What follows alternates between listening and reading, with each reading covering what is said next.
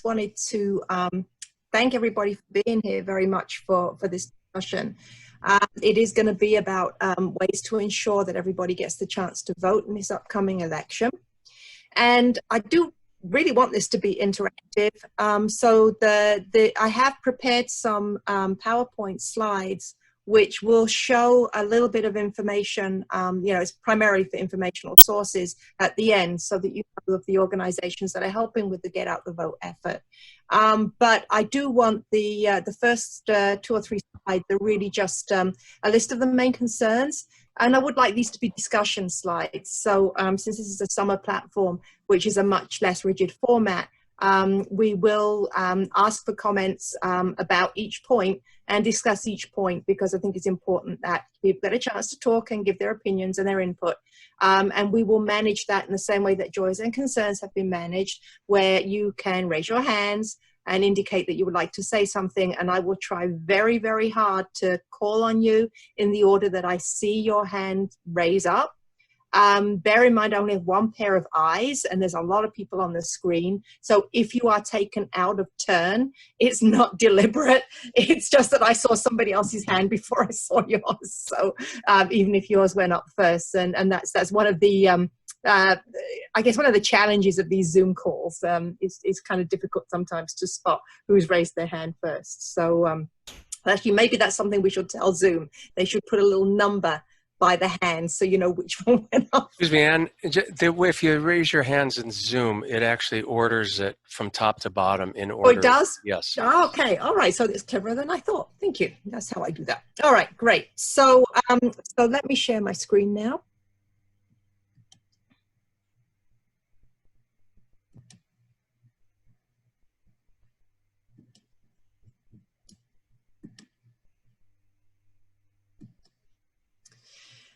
Whoops, I went on a little too quickly there.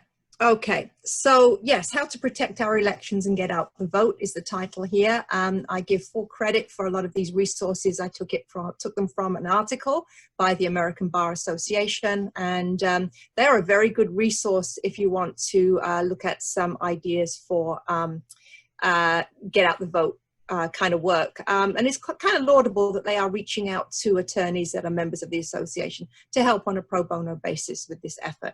So it's kind of a nice little thing that the American Bar Association is doing. So obviously voter suppression is an issue that undermines democracy. And there are 4 main concerns with voter suppression. One is voting registration list purges. So that is where people who should be eligible to vote are for some reason being deemed ineligible, and those their names are being taken off the voting registration lists. So I don't think that's happening in New Jersey. I could be wrong about that. I don't know if Dan has any information about that. But it has been reported in some other states. Polling place changes, and that has happened quite a bit in New Jersey, where you show up to vote at the place that you've always voted for the last 20 years, and all of a sudden you find you have a different place to vote. Obviously, they are supposed to notify you of the change of place, but I guess sometimes these notifications go astray. And there have been some recent egregious examples where certain populous areas have literally only got one place to vote for a large number of people, and they've closed a lot of the small satellite polling places. Old and defective voting machines that do not record votes. This has been an issue with the technology, which is why we are really, a lot of people are looking at the paper ballots as being the way to go in the future. Kind of can't hack a paper ballot, right? There are other things you can do to it, but you can't hack it. And obviously challenges for vulnerable communities, including students from out of state, lower income communities, and communities where English is a second language. I would say with lower income, this is something that we can sort of talk about how it affects these communities. My feeling is there's very little anybody here at the Society could do to help on the first three concerns here. I don't know if anybody else has any other suggestions about that, but where we can get engaged would really be that final fourth point, with helping with the vulnerable communities, lower income communities, students from out of state, and communities where English is a second language. We could help with that. So Lucy has raised her hand. So Lucy, you want to unmute yourself? Yes. Can you hear me? Yes. Yes, okay. Students from out of state. In 2008, for the Obama campaign, I registered students on the Ramapo College campus so they would get absentee ballots if they didn't already have them. Mm-hmm. And it was a team effort. And so that's one thing that can be done, where they had to sign form, and where the appropriate paperwork would come from, I don't know. Maybe the League of Women Voters, I really have no idea. But that is one way to address that sector. Yeah, that's very good. And of course, we had permission from the campus to be there, and we didn't go inside buildings. We were, in a kind of a very highly populated place where people had to cross paths to get to the student union. Right. And a lot of colleges do that. Actually, when my son was first going in for his freshman week, they had a whole bunch of students volunteering there to make sure people were registered to vote absentee. So, it's definitely something that can be done. And as you say, it's something that we could get involved in as well if we wanted to make sure students are registered to vote. Dan raised his hand, so. Yeah, just to add on the issue of students from out of state, it's important to make accommodations for students to either vote where they're at college or at their permanent home. Obviously not both, because students may prefer to vote in their home elections instead of their college elections. And so it's important that vote by mail / absentee voting be available to students, as well as voting at the location of their college.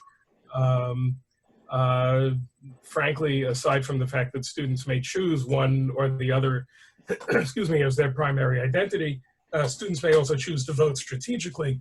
If they come from a swing area and they're in college in a assured area one way or the other, or vice versa, they may choose to vote in the swing area if they feel strongly about it. And I'm not sure I'm big on that in terms of general democratic principle. I think it's better to have a uniform rule. Having said that, though, if students have the choice, they should indeed be allowed to have that choice, and to and thus both registration at their college and availability of absentee ballots should be strongly defended. Right. And Lucy has raised her hand again. Yeah, just a quick follow-up. I agree with Dan, and we in fact did encourage students to go home and vote if that's what they wanted to do. A lot of students at Ramapo are New Jersey residents, but they don't have transportation. Certainly out-of-state folks didn't have transportation. So there was also a small team of people who volunteered to take students to the polling places. Great. That's all. Yeah, so that's a lot of good stuff about student voting. Lower income communities have a lot of issues as well. Yes. Carol just raised her hand. Carol? Yes, I've worked at the polling sites for going on 38 years. And this year, hopefully, it'll all be done by mail. However, if you come to your polling site and your name is not in the book, years ago, you would have to leave. You couldn't vote. But now, you can vote by affidavit. In other words, you can vote by paper ballot. And when they open it up at headquarters in Hackensack from this area, if you are a registered voter, your vote will count. Otherwise, it goes in the round file. And because quite a few people do come in and say, well, my name is not in the book, but I'm a registered voter. I vote here all the time. In fact, a lot of these people are familiar to me because I've been helping them for years. So you can vote, even if your name is not in the book. Okay, You vote good by to know. affidavit. You can't vote in the booth. You vote by affidavit. Right. Okay, excellent. Thank you for that. That's really good to know. So lower income communities do face a lot of barriers when it comes to voting. And one of the issues I want to throw out there is the issue of voting days not being public holidays, right? So in many countries, the day that you vote is a public holiday. That enables people, a lot of, I mean, obviously not everybody. I mean, even on some public holidays, some businesses are open, but it does make it a lot easier for working people who cannot take a lot of time off of work. It does make it more possible for them to vote. So I want to throw that out for discussion, because obviously we could get involved in, you know, advocating for a national holiday for voting. And I want to throw that out as an idea and see what everybody thinks about that. So does anybody have any comments about whether that would be feasible, whether you think it's a good idea or a bad idea, and if so, why?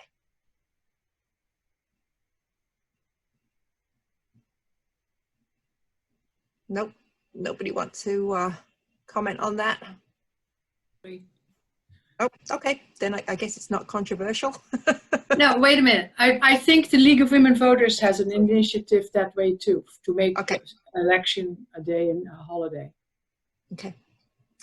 The other thing that lower income people face, especially if they live far from their polling stations, would be if they can't afford to have a car and need to rely on public transportation.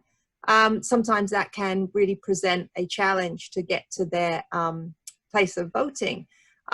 So I know there are a number of organizations that are helping to literally ferry people to and from polling stations.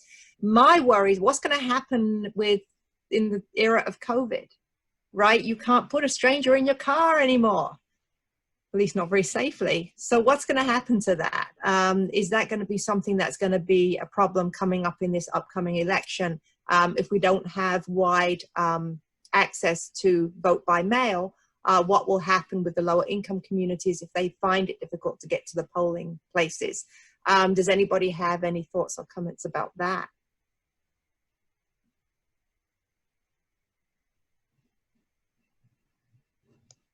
I can't see everybody at one time, so just jump in if you if you want to say something.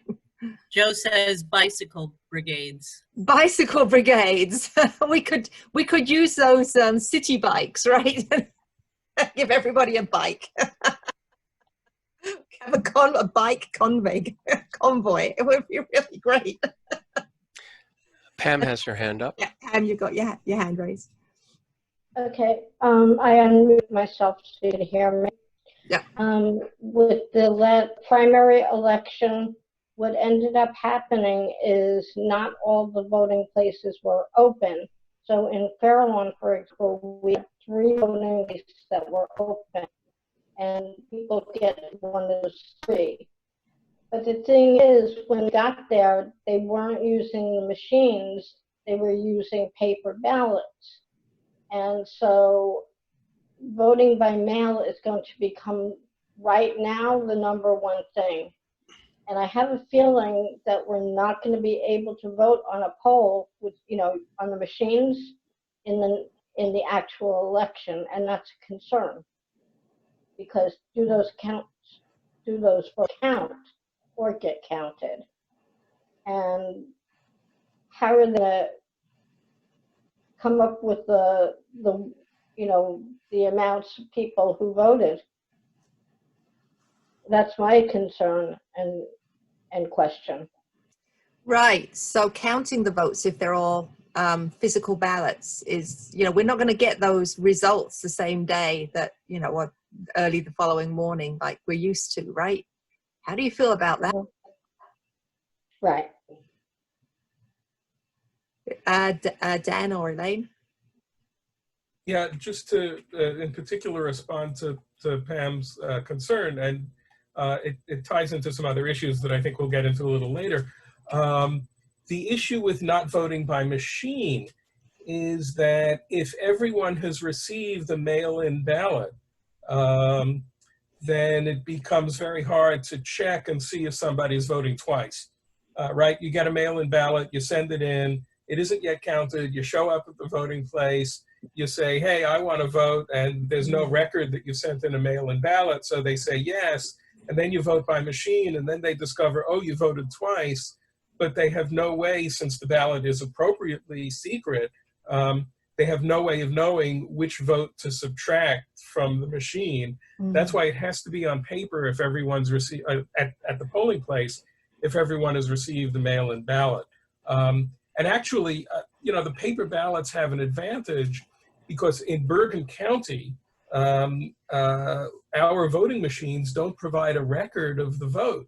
So the paper ballots are actually more secure. We have a county which nationwide is very poor in terms of the security of voting machines. You know, the trend has been for voting machines to print out a record of one's vote, which one takes with one. Obviously, it doesn't say Dan Rosenblum voted for Joe Biden. It just says, you know, I have my certificate that says, yes, this is how I voted.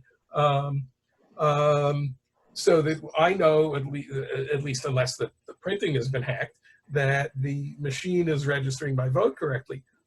Bergen County doesn't do that. Our machines, we just trust the electronics and we trust that they haven't been hacked.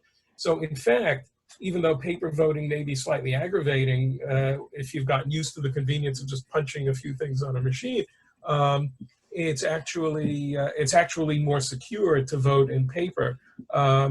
And I know that can be done because on a couple of occasions, you know, in New York State, they've gone back to paper voting. When I was growing up, it was actually mechanical machines, not electronic ones. They've gone back to paper voting, and I've seen it work. I took my mom to the polls on a couple of occasions when she was elderly and had difficulty getting around. And yeah, it's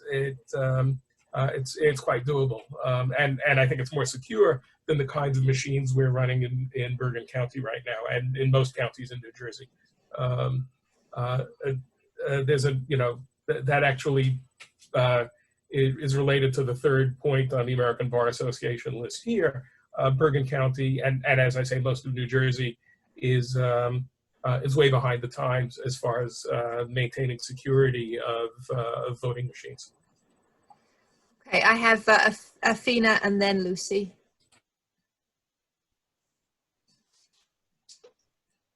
Somebody from my League of Women Voters chapters talked to Patty at the Board of Elections, and apparently we got about 40,000 more ballots in than normal. And they've been counting really fast, really seriously counting, even through the holidays. So I think vote by mail is the way to go. There's no excuse for not sending it in if you get it. And you don't need to go anywhere. Right. And it does encourage more people to vote. I think the turnout is much higher. Right. Yeah. Yeah. So, Lucy. Yes, one issue that we've heard about is dead people voting, which I had sort of dismissed when I first heard about it. And this year, for the first time in the 3 years since my husband died, here came what do you call it, vote my mail ballot for him. And my neighbor across the street, whose husband died 4 or 5 years ago, never had that happen until this year. She received one as well. So I'm wondering if people want to vote for their dead spouses or dead anybody's, you know, it would require a massive effort to match those ballots with Social Security numbers. And just that actually is a real issue. Yeah, it's probably not, you know, a huge majority, but it's an issue. Well, and you know, you have to worry if there are issues like that. Is it going to open the election results up to challenges, which could be a problem? Yeah, exactly. Yeah, and Janet also raised her hand. Yes, responding to what Dan said in Bergen County, I live in Hudson County, and that's also true. It's a paperless machine. It's the same problem. Back to communities where English is a second language and lower income communities. I live in one of those communities.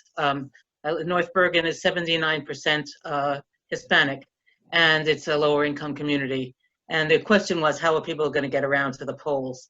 And the people here have continued to work because they have these kinds of jobs where they're, essential workers, cleaning and that sort of thing. So they have been getting around. They mostly take the little jitneys that are these little buses, and or go around the neighborhood and go in and out of the city. So they will do that to the polling place. Right, and that's obviously less of a problem in populous areas with fairly good public transportation, such as our area. But there are low-income rural communities where the polling stations are many miles from your house, and there is no public transportation to take you there. So that would be, I think, more of a problem outside of our community. But there are still organizations that you can support that would help in those communities where it's more difficult to get around, for sure. And Carol also raised her hand. Yes, you can hear me. Yes. Okay. It is not true that there is no record of what the machine has received. There is every machine is provided with a cassette. Now, the cassettes in Bergen County are only used in the municipal elections. They're not used in the primary or the general. And if these cassettes are used, then there would be a record of what the machine took in for every election. Okay, interesting. Those little black cassettes. Yeah, do you know why they're not used in all of the elections? No, I don't. But in the old machines, the ones where you just took the rod and pulled it down, there was a paper trail. There was a paper copy. But these machines are only fixed with cassettes, but they're only used for the municipal elections. And I don't know why. I've been doing this long enough. Right. So that's very interesting.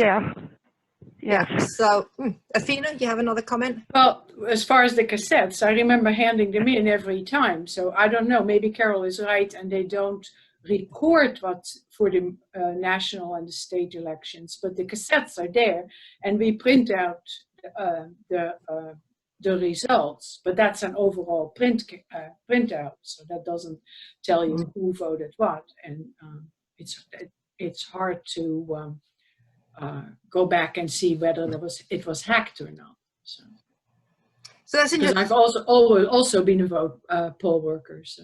So we definitely have two people on the Zoom meeting that have worked in the polling stations, right? So anybody else has worked in the polling stations?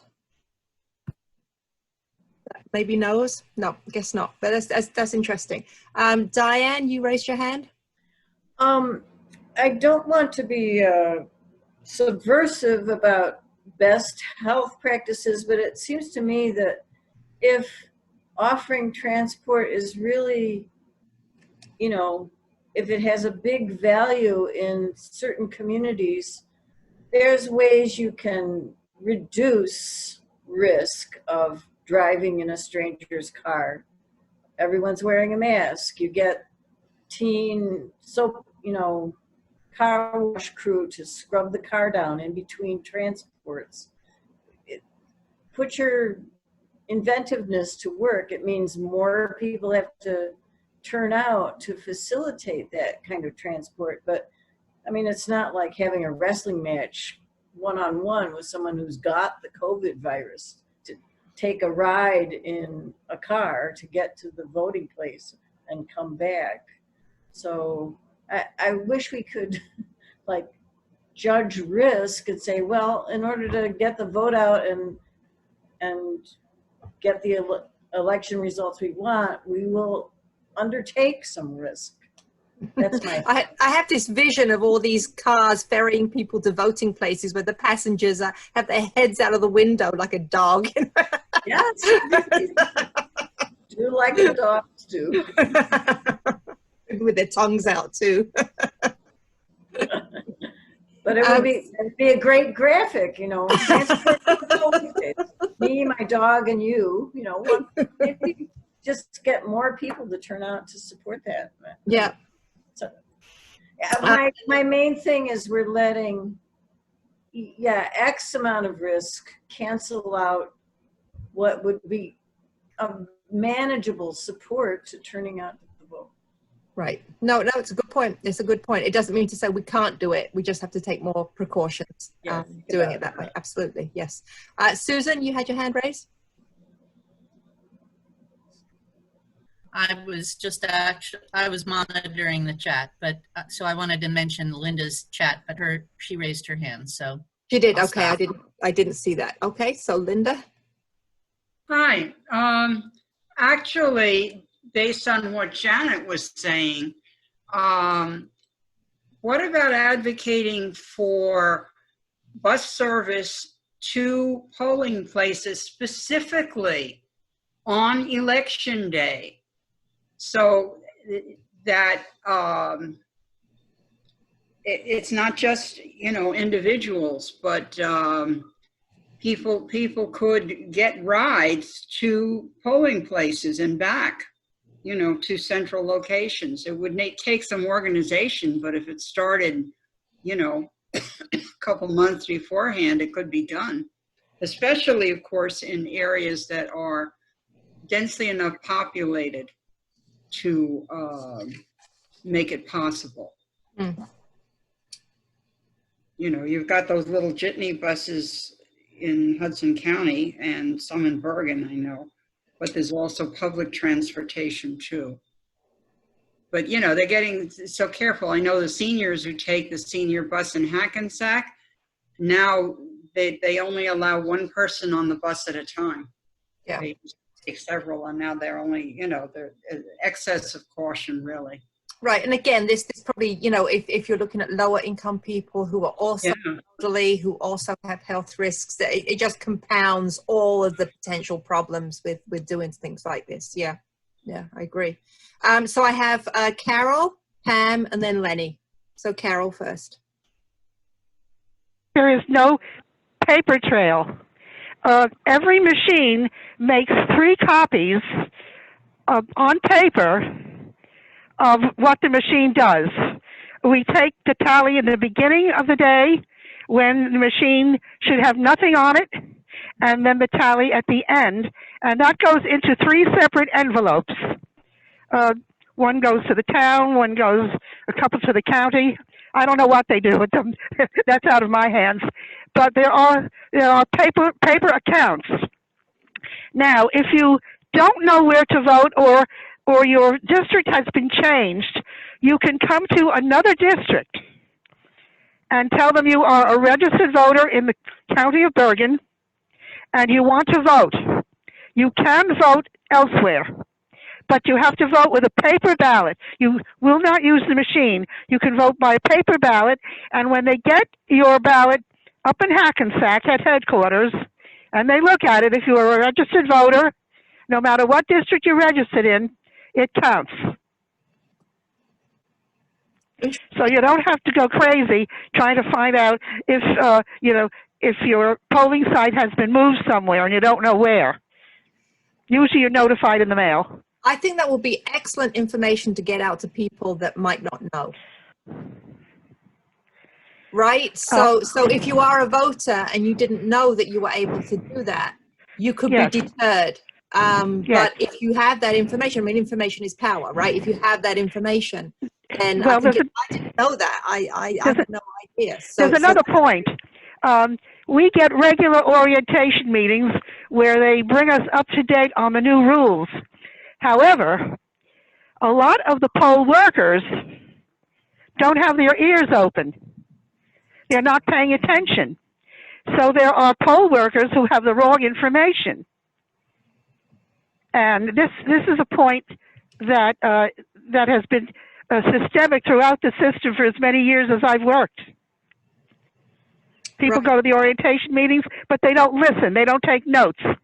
And there's no like manual or cheat sheet that they have at the polling stations to look at? Occasionally they will submit a letter with some changes to the polling site. There's a lot of paper that you have to go through.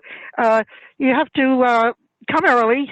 You have to do a lot of work before you open the poll on time. You have to put, and we have several languages. We have English and Spanish and sometimes another language. So everything is in several languages. And if somebody doesn't speak English, but just speaks Spanish, they're taken care of. And there has to be somebody at each polling site who can speak Spanish. Okay. Oh, there has to be a poll worker in every district that can speak Spanish. Oh, that's okay. At least in Bergen County. Good. That's very nice to hear that. Thank you for sharing that. Yes. So Pam, you were next.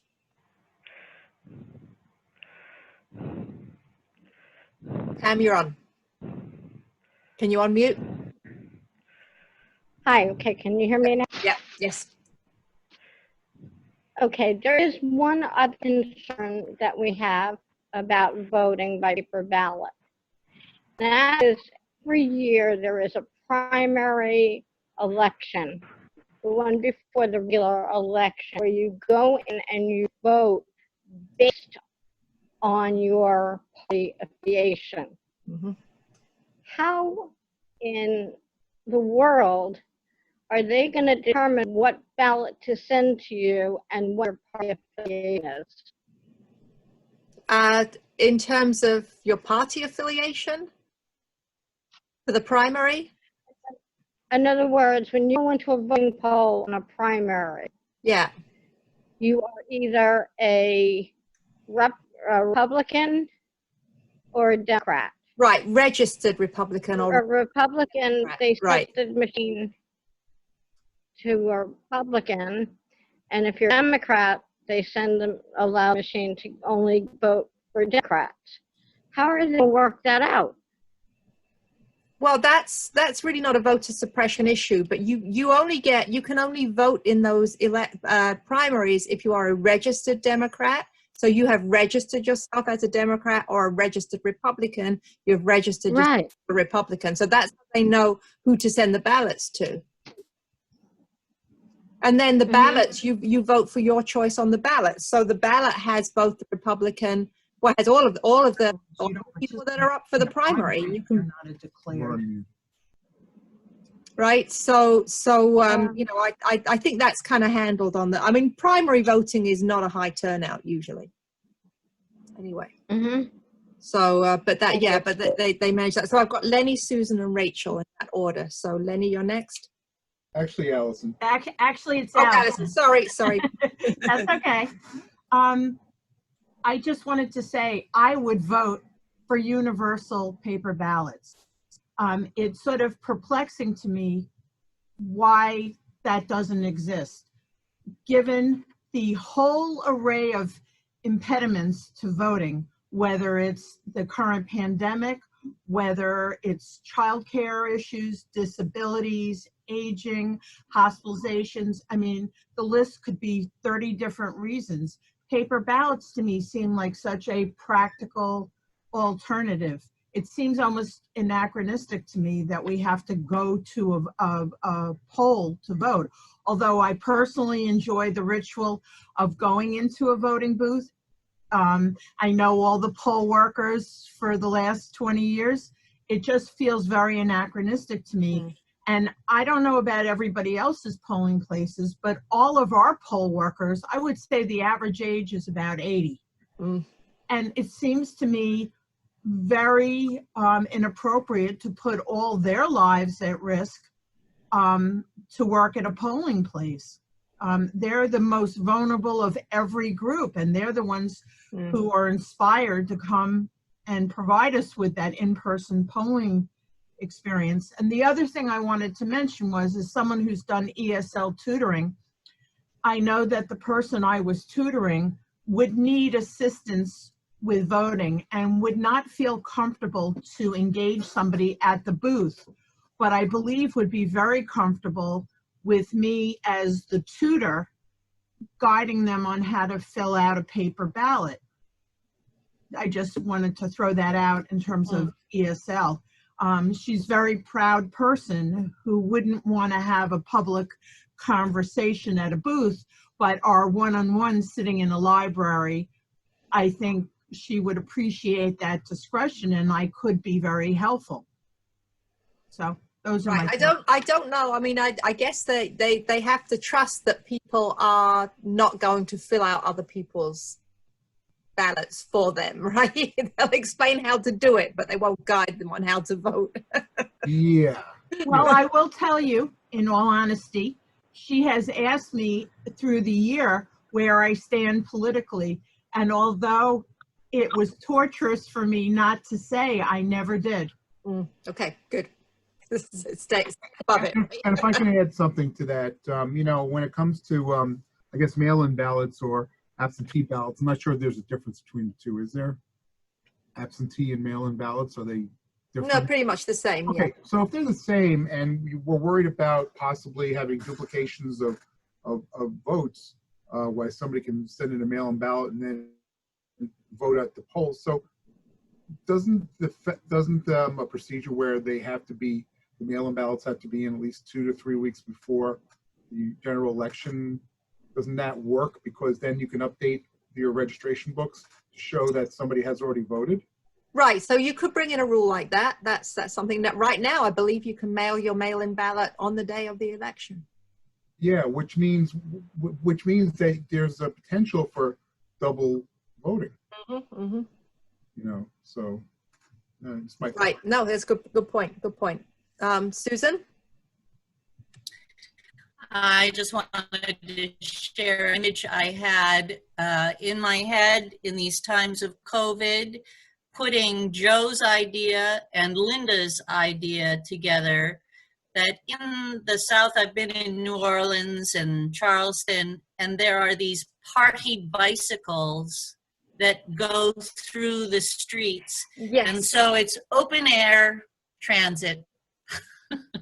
Yeah, that's a great idea. Yes, so yes, I've seen those too. They're hilarious to watch people go by. Actually, all right, that's good. A good point. Rachel. Yes, hi. Trump has made it quite clear that he does not trust paper ballots, and he's let the whole country know, and certainly his base, that if he almost doesn't win, he is going to challenge the paper ballots as fraud. So I'm just wondering, so that we can avert any catastrophe and any horrible crisis in this country on election day, that perhaps we can have an election day over 3 days so that we can respect social distancing. So that, I mean, I'm not sure how you would do that, whether it would be according to your alphabetical, you know, your last name or whatever. But I think we should do whatever we can not to be able to let Trump challenge the results if he loses. That's a good point. That's a good point. We won't get into the political discussion, but yes, certainly if paper ballots are going to produce a lot of challenges, maybe there are some safeguards we can build in like that. That was a very good point. Excellent. Yeah. Diane?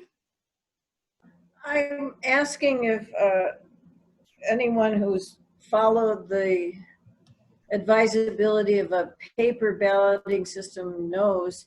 I'm under the impression it's too late to move to that on any kind of scale at all, that states needed to have ordered their paper supplies and organized who's going to print the ballots and start setting up collection points and all of that, just nitty-gritty infrastructure, logistics, physical doing it. It's too late. But is that just me going like that? Well, it's also, you know, different states will have different opinions as well, depending on their governor, because there's no federal guidelines on any of this right now, right? It's like people are just making it up as they go along, I think. So that's, yeah. You know, you could get one state accepting mail-in ballots and being prepared for it and another state not. And that's kind of crazy, right? So where does New Jersey stand on gearing up to make this as safe as possible by having mostly mail-in ballots? I mean, Well, I think New Jersey's already on it. Dan, can you jump in and help me out with that? But I believe, notwithstanding the problems in Paterson, they're already pretty much on the mail-in ballot situation, right? Yeah, New Jersey actually is not in bad shape, but even in New Jersey, it gets even more complicated because there are county by county rules. You know, God forbid anything should be done in a centralized way in this state. So counties do have some differences, but statewide, the state is in relatively good shape for mail-in ballots. And there are still some states, by the way, not New Jersey, where you cannot vote by mail. Underline the word not. You cannot vote by mail unless you certify that you have a reason why you can't get to the polls. And those reasons can be very strict. So, you know, we think mail-in ballots great, and rightly so, and at least having that option.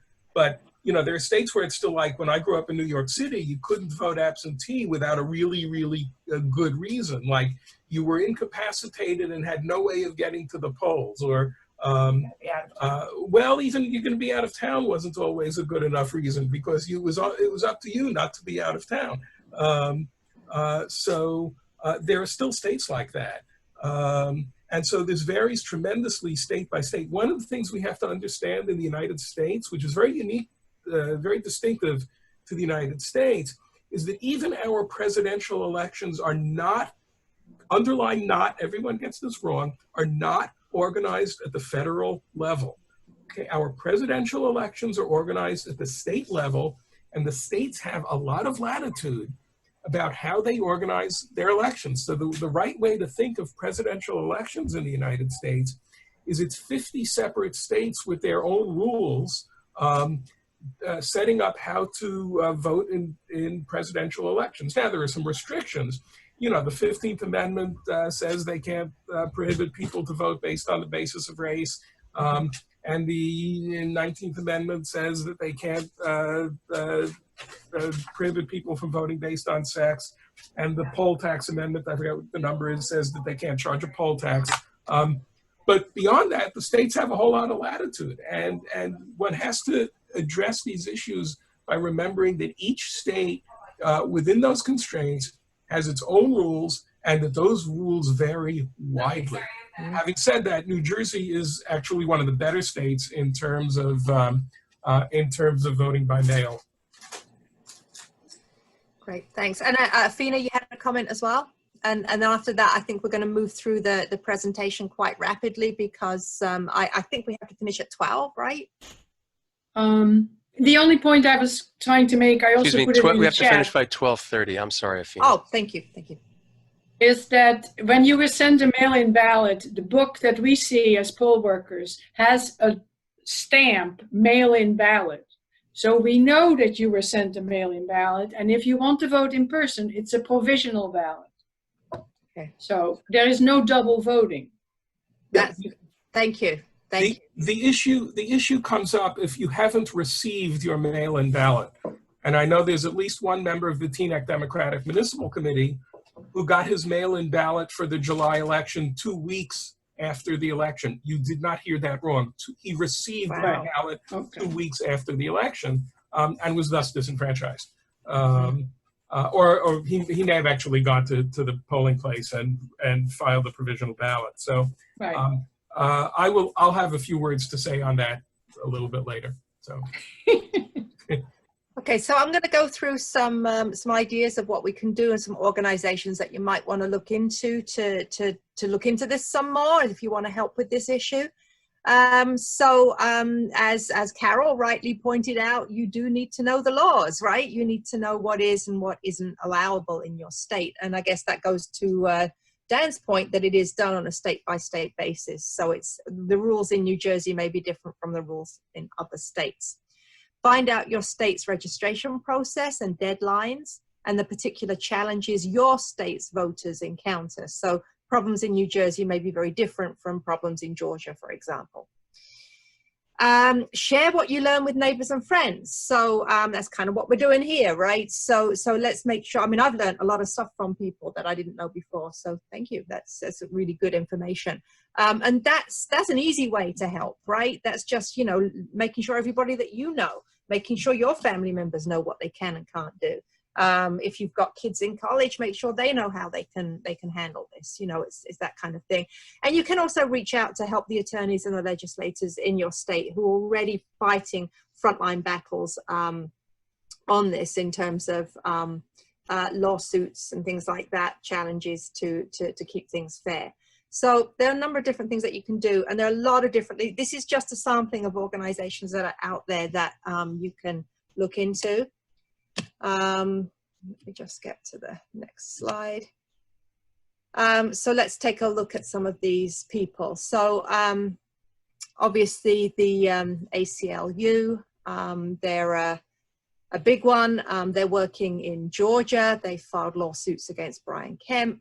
And this is an organization which is nationwide. So if you want to help with the ACLU efforts, that's something that you know your support will go where it's most needed, not just in your state. So that's something that would be good to look into. There's specifically a group for Asian Americans advancing justice, and the Asian Law Caucus, which is helping people with a hotline assistance in 9 Asian languages, which is great. So with the language, you know, the language barrier was a big problem. It was one of the things that was mentioned at the beginning there.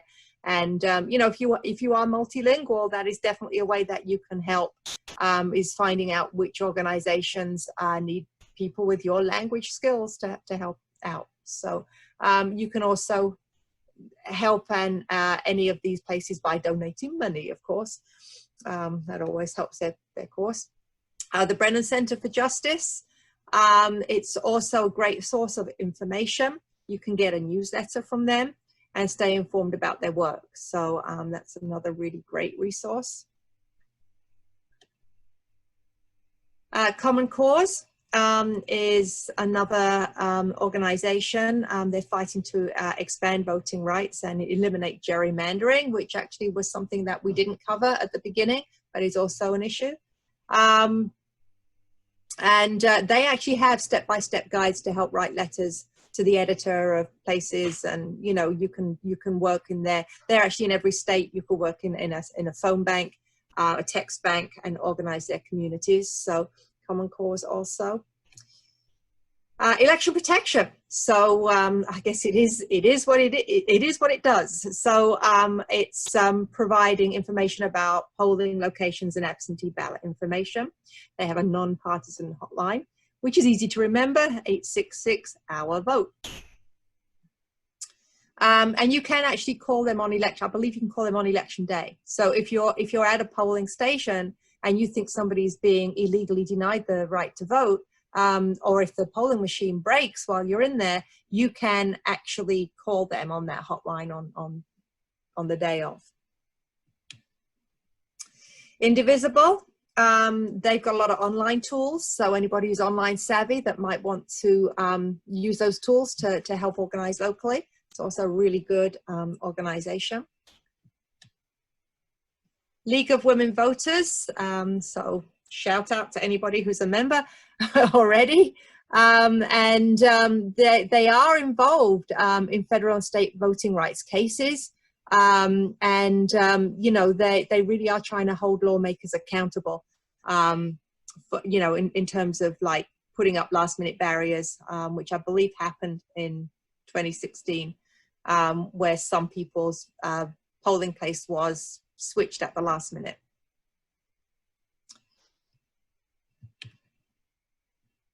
Let America Vote. So it's a whole host of these organizations. They were actually advocating voting rights house parties. I'm not sure whether that's doable in 2020 or even knocking on doors in 2020 is probably not going to happen. A lot of their campaigns may still be going on in a virtual format. You can have a virtual voting rights house party, right?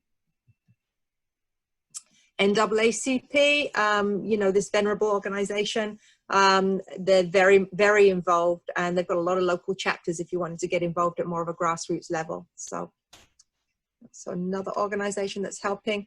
Spread the Vote, a newer organization.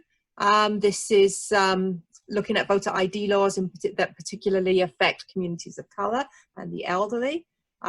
So they will help people navigate getting their state ID and things like that. Again, if you don't have a driver's license, it can sometimes be very difficult to get your state ID. And there was a case where the DMVs closed, so it was difficult for poor people to get out and actually get their voter IDs, which is something that they don't close the polling stations, they just close the places where you can get your IDs to prove that you can vote. So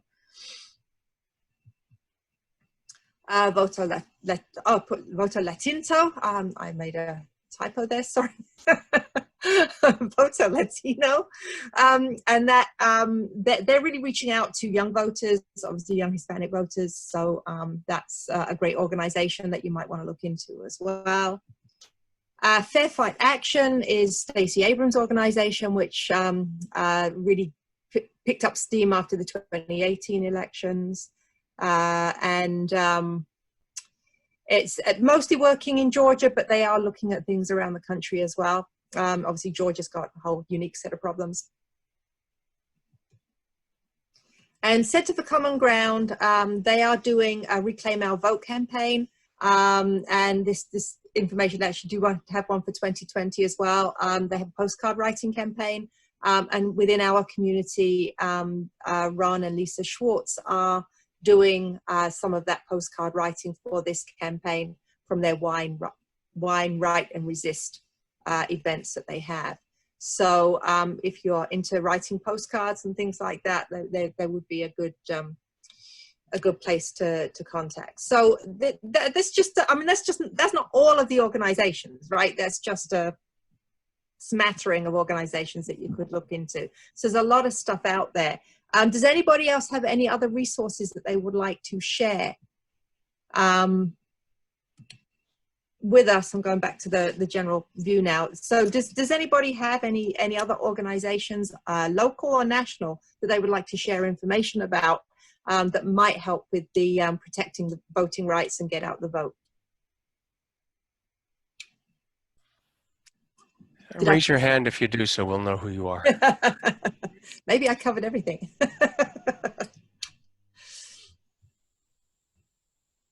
Nope. Oh, Susan. Yeah, sorry.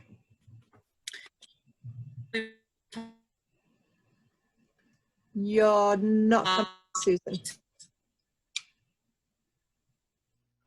Susan's has some internet connection problems. Yeah. So Susan, would you like to type in your comment? Yeah, I can hear her, and I'll repeat it if you like. All right. You're okay. You can translate for us, Dave. I can hear her, and I'll repeat it if you like. The college students, but Rachel's high school students signed teachers signed them all up. Oh, so Susan was saying that in Rachel's high school, the teachers all signed all their students up to register. They registered them, or got them registered. Nice, nice. So even at high school level, they're doing it. Nice. And also with for absentee ballot where necessary. Carol?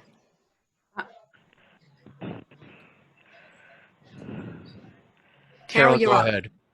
Yes, I belong to the Bergen County Historical Society, and I have attended several swearing-in ceremonies for new Americans. And the League of Women Voters sets a table up outside the building so that as these new Americans leave the building, they can register to vote. I love that. So we pick up a whole lot of new voters, maybe at least 30 on that day, because we also learn the nations these people come from. It's announced as they take their oath. I wonder what the percentages are of new citizens voting, whether it's a higher percentage that get involved. That would be interesting to know. Dan and Elaine. Yeah, so I'd just like to flesh out some of the local issues that are being dealt with. And I guess I have a little bit of an in on this because I'm a member of the Teaneck Democratic Municipal Committee. And we've actually been looking at how the elections went in both the local elections in May in Teaneck and the primary in July, and at what some of the issues are and what some of the very specific things are that can be improved locally to make it easier and sometimes possible to vote by mail. I think most of us are on board with the idea that voting by mail is the way to go, and that voting by mail is going to be both in terms of the ability to vote and not having to get to polling stations, and in particular during the era of COVID-19, when one wants to maintain physical distance, this is clearly the way to go. Having said that, there are issues. There are issues with the Postal Service being underfunded. And I know we said we weren't going to make this political, but there's a major push coming out of Washington right now to even further underfund the Postal Service. And hence, defending the right to vote includes maintaining adequate funding for the USPS. And in fact, right now, the new head of the USPS is somebody with absolutely no experience in mail or shipping or anything like that. It's a political appointee who, like all the rest of them, has kissed the president's you-know-what, and the president has rewarded that person by an appointment as Postmaster General. And it's somebody who's dedicated to privatizing postal services, which means basically not having the commitment that any national mail system has to have to deliver everyone's mail to every location. The difference between the Postal Service and UPS, the Postal Service doesn't change what they charge you for first-class mail because you live in a remote location. UPS does. And, private organization can do that. But if we're going to have a public mail system, it has to be a public mail system. With that, in terms of local effects, as I mentioned before, there have been cases where people have not received their vote by mail ballot until after Election Day. Well, obviously, if you don't have the ballot, you should go to your whatever polling station is available to vote. There have also been many cases recorded where ballots that were mailed timely, even though were postmarked timely, were not received by the County Board of Elections until too late to be counted. There are also issues, so those are Postal Service issues, and there has to be, frankly, political pressure to maintain proper Postal Service functioning and to ensure that the Postal Service puts a high priority on voting by mail, both ballots going out to people's homes and ballots coming from people's homes to the county elections office. So these are both critical, and yes, they are political because it's a matter of Postal Service policy. There are other issues at the county level in ballot design, in vote by mail ballot design. For example, the vote by mail ballots that they're using still have a certification, still have instructions saying you have to sign a certification saying you requested a vote by mail ballot. But of course, if they're sending out vote by mail ballots to everybody, you didn't make that request.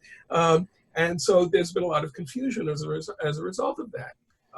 The instructions have not been clear about why you have to leave the thing on that you sign that says, yes, this is your ballot. That's the equivalent of signing the book when you go to vote in person.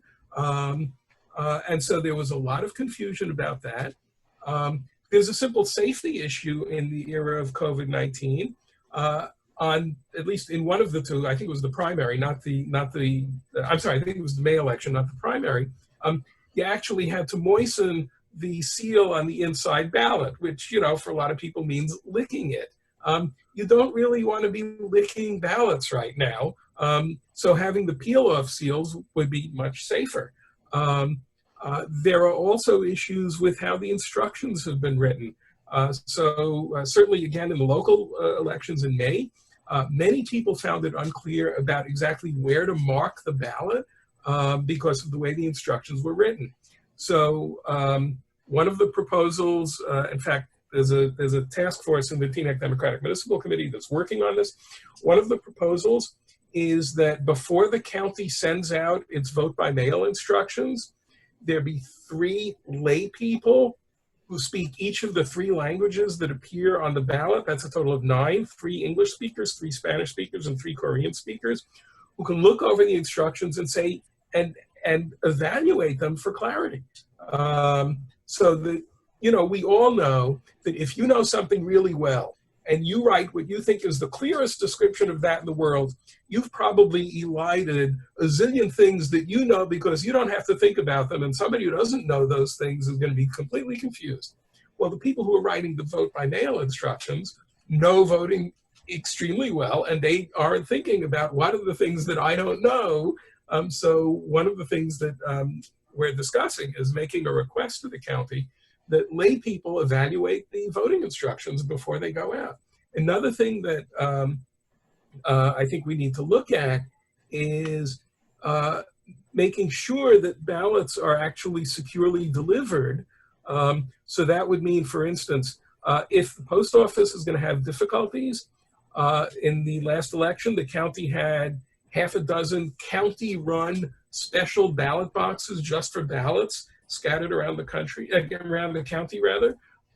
We need more of those. So if you're not sure if the USPS is going to deliver your ballot on time, you can put it in one of those county boxes. The county board of elections would pick those up directly without having to go through a possibly uncertain US Postal Service. Having more of those would be a valuable alternative.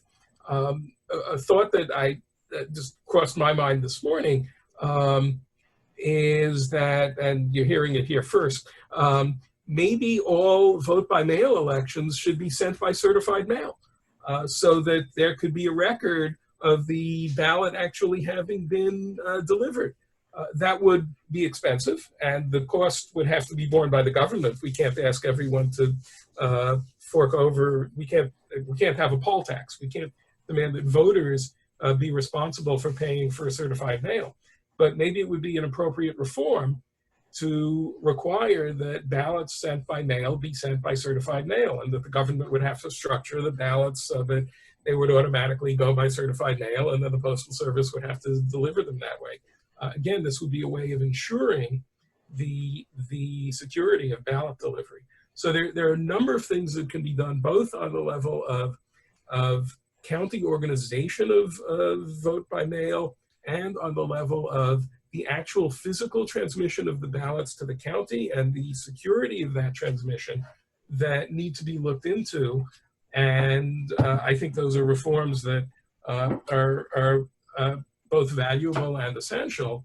And we have to remember that we're living in a time when one of the 2 political parties, and I know we're not going to get political about this, but let's be honest, is actively, and I use the word actively, working to suppress the vote in many areas.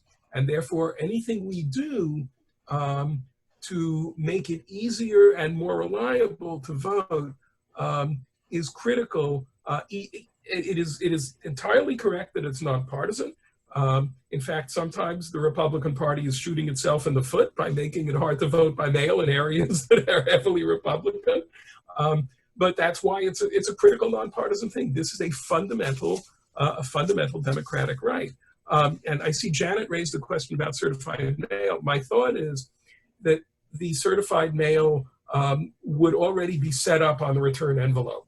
So the unique code would be set up on the return envelope precisely to avoid the need to go to the post office and mail by and go through all the paperwork of having things done by certified mail. Each of the return envelopes would have its own certified mail barcode, so that they could then be traced en route to the Board of Elections. Clearly, the secrecy of your ballot would be protected because your vote is only in that envelope. It's not on the outside of that envelope. So the only thing that would be tracked would be the actual transmission of the ballot, not what's on the ballot itself.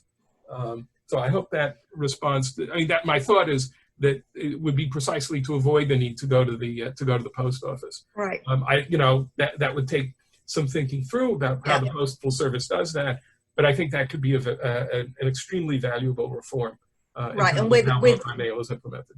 With the time left before the next election, probably not going to be doable, those kinds of changes, right?